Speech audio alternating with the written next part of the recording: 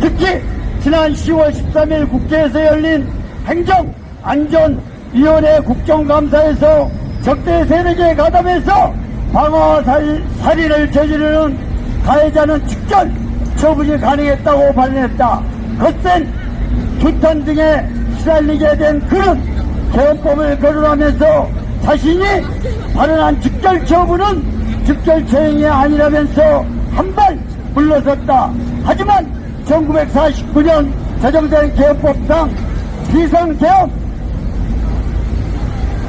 하에서도 재판 없이 범죄 혐의자를 처형하는 것은 개헌법을 위반한 것이었다. 뿐만 아니라 이 발언은 우리나라 헌법 제12조 제1항 모든 국민은 신체의 자유를 가진다. 누구든지 법률에 의하지 아니하고는 체포, 구속, 압수, 수색 또는 신문을 받지 아니하며 법률과 적법한 절차에 의하지 아니하고는 처벌, 보안 처분 또는 강제 노역을 받지 아니한다라는 규정을 송두리째 부정하고 파기하는 언행이다. 우리나라와 우리 국민이 김광동과 같이 헌법 정신 등을 파기하는 언행을 묵과하여 정당화시켜준다면 전쟁이 발생하기 전에 이민을 가는 사람이 상당수 발생할 수 있다. 왜냐하면 향후 전쟁이 발생할 경우 집단 세력에게 밑보인 사람들은 모두 재판 없이 죽임을 당할 수 있기 때문이다. 잠을 이루지 못할 정도로 충격적인 발언이며 심각한 불안 등 엄청난 심리적, 정신적인 고통을 이야기하는 언행이다. 철저하게 응징하거나 적어도 반드시 그 자리에서 물러나게 해야만 한다.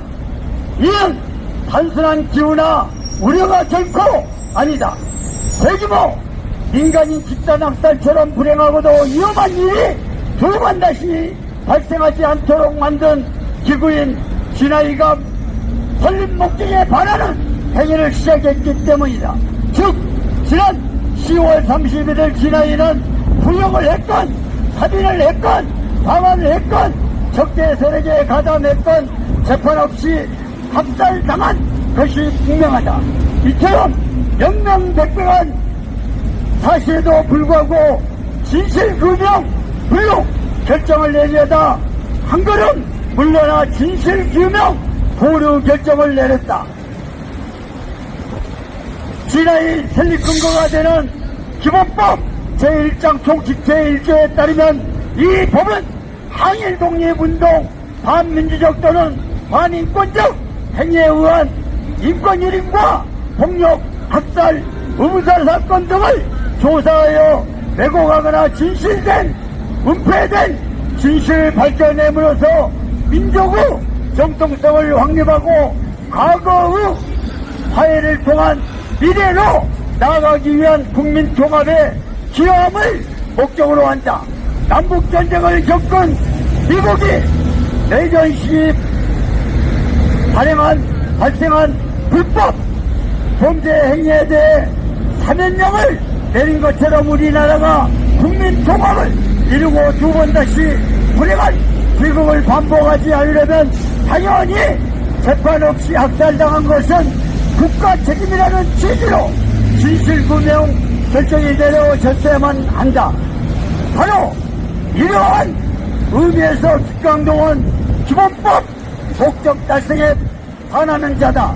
게다가 이미 재판 없이 군경 등에 의해 억울하게 죽임을 당했다는 진실이 밝혀졌는데도 마치 피해자가 그렇게 학살당해도 싸다는 듯 진실규명을 보류하면서 더 조사하겠다는 것은 시간을 끌기 위한 전술적 후퇴에 불과하다. 요컨대 진실규명이 불가능하다는 결정을 내려 끝내 국가 책임을 은폐하거나 부인하여 정당화시키려는 술책이다.